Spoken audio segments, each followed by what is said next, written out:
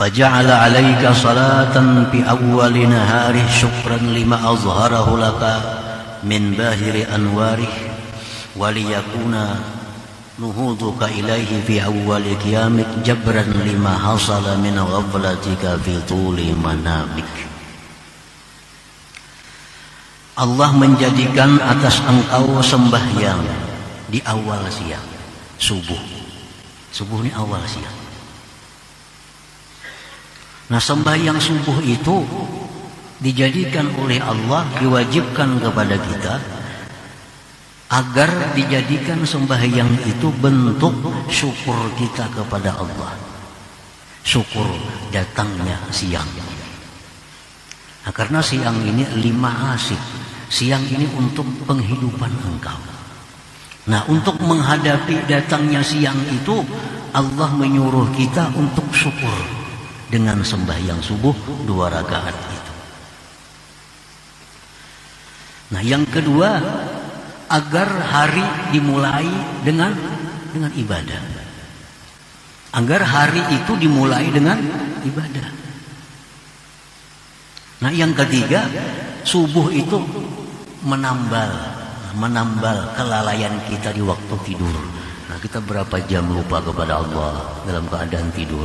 Nah, bangun salat subuh, ini subuh fungsinya adalah sebagai penambal dari lalainya kita kepada Allah selama tidur tadi. Nah, ini fungsinya sembahyang subuh itu. Satu, syukur kepada Allah datangnya siang. Yang kedua, mengawali siang dengan ibadah. Yang ketiga, menutupi kelingahan, kelupaan kita kepada Allah di waktu tidur di malam hari tadi. Nah, maka itu subuh ini diletakkan oleh Allah di awal siang.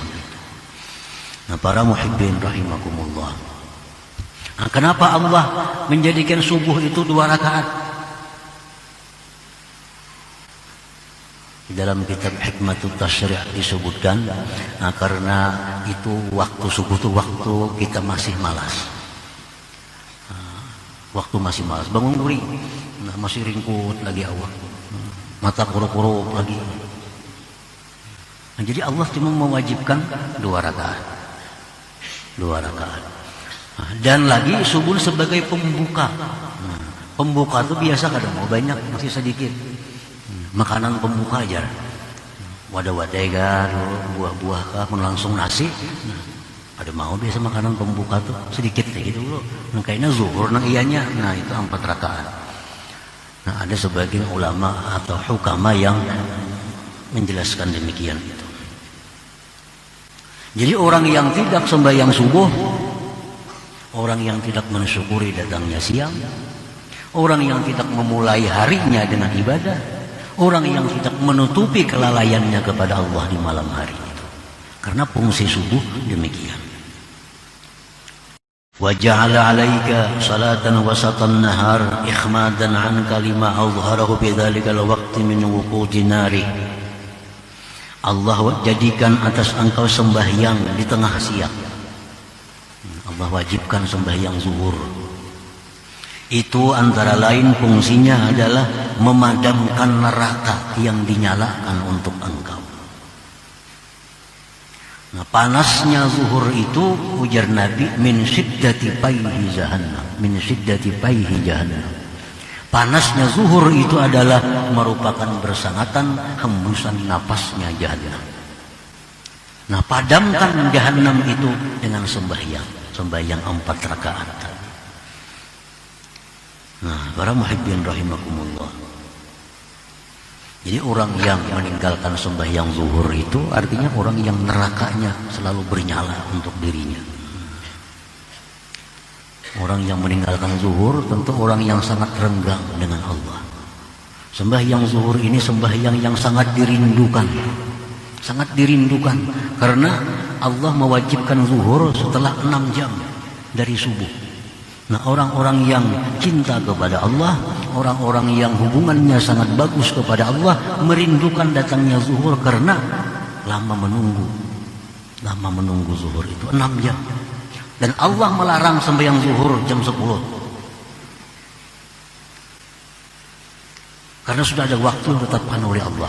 Jadi sembahyang zuhur sembahyang yang merupakan maksudul arifin, sembahyang yang dirindukan oleh orang-orang yang kenal dengan Allah Subhanahu wa taala. Nah, oleh karena itu Allah mensyariatkan melalui Rasulullah SAW diadakan sembahyang duha. Nah, duha ini sembahyang orang yang sudah tidak tahan lagi menunggu kerinduannya kepada Allah, menunggu zuhur duha. Yang mana abdal waktunya di 1/4 siang sekitar jam 9:30 atau jam 9. Nah, ini sembahyang menyangga kita, menyangga mengurangi kerinduan kepada Allah. Diadakan sembahyang duha sehingga hubungan kepada Allah selalu terhubung, selalu terjalin. Jangan jauh daripada Allah Subhanahu wa taala. وجعل عليك صلاة قربا صراف النهار ليكون شهيدا لك بوجود طاعتك عند الملك الغفار ولتشهد عليك ملائكة الرحمن بالصلاة عند الملك الديان. Kemudian lagi Allah menjadikan sembahyang, mewajibkan atas engkau sembahyang mendekati pulangnya siang. Ini siangnya hendak bulik. Kalau datangnya siang itu disambut dengan sembahyang subuh, maka buliknya siang ini diantar dengan sembahyang asar.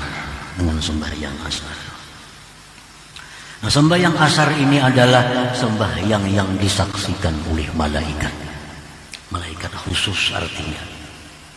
Karena pada waktu asar itulah malaikat naik ke hadirat Allah Subhanahu wa taala membawa amal ibadah hamba yang dilakukan pada siang hari.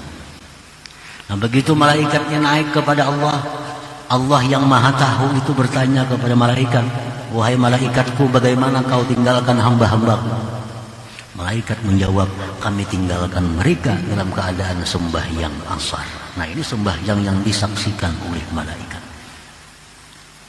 Nah, sembahyang asar ini menurut sebagian besar ulama merupakan sembahyang wusta, sembahyang yang paling afdal dari 5 waktu itu. Nah, sampai-sampai ada hadis Nabi yang mengatakan bahwa orang yang ketinggalan sembahyang asar ini adalah orang yang dihabiskan segala-galanya. Ini sembahyang asar. Artinya orang yang meninggalkan sembahyang asar ini mau berbuat apa saja. Ada orang membunuh anaknya.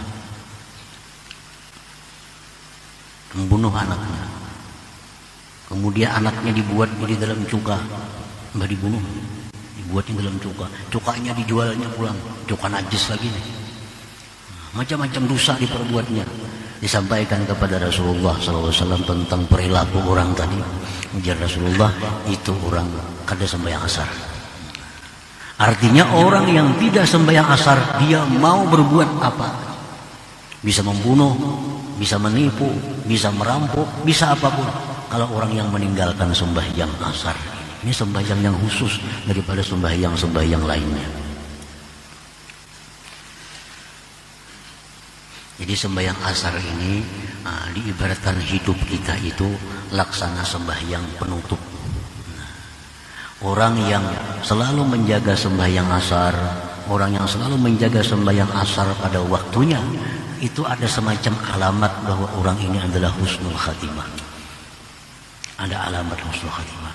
Orang yang melalaikan asar, orang yang kadang sembahyang, kadang-kadang, orang yang kadang-kadang melewatkan asar dari waktunya, nah ini tanda-tanda orang ini su'ul khatimah. Karena asar ini penutup hari, penutup siang. Kalau penutup itu bagus, maka penutup umur kita pun bagus. Ini asar. Kemudian lagi Allah wajibkan atas engkau sembahyang di awal masa malam. Nah, awal masa malam Allah wajibkan lagi sembahyang kita maghrib. Ini sembahyang adalah iftitah zamanil lail, pembuka malam. Karena begitu azan maghrib itu masuk malam. Mulai malam itu mulai maghrib gitu. Nah, jadi malam ini dimulai dengan sembahyang, dimulai dengan taat kepada Allah. Malam itu dimulai dengan ibadah. Dan lagi sembahyang maghrib itu fungsinya adalah sebagai minta penjagaan kepada Allah. daripada hal-hal yang terjadi di malam hari. Nah, kalau malam itu ada hal-hal yang kejahatan, biasa malam itu datangnya bala bencana, biasa malam datangnya musibah. Nah, sembahyang maghrib ini fungsinya adalah merupakan minta perlindungan kepada Allah daripada apa yang akan terjadi di malam hari itu. Summa lamma aradta an tanama an saydik wa taghfula an rabbik wa tatamatta'a bi firashik amaraka an tudi'ahu bi hudurik ilaih wa an yakuna akhiru ahdi wujuda ta'atik. Kemudian manakala engkau hendak tidur, engkau hendak meninggalkan Tuhan engkau hendak bersenang-senang dengan hambaran engkau, Allah wajibkan engkau sembahyang Isya 4 rakaat. Ini sebagai sembahyang perpisahan engkau dengan Tuhan engkau. Sembahyang Isyanya 4 rakaat. Karena imba Isya ini bakal guring. Isya penutup sembahyang malam. Nah, habis Isya ini kita bakal guring, kita bakal lupa kepada Allah. Jadi sebelum kita guring, sebelum tidur, sebelum lupa kepada Allah, ucapkan dulu perpisahan kepada Allah melalui sembahyang Isya.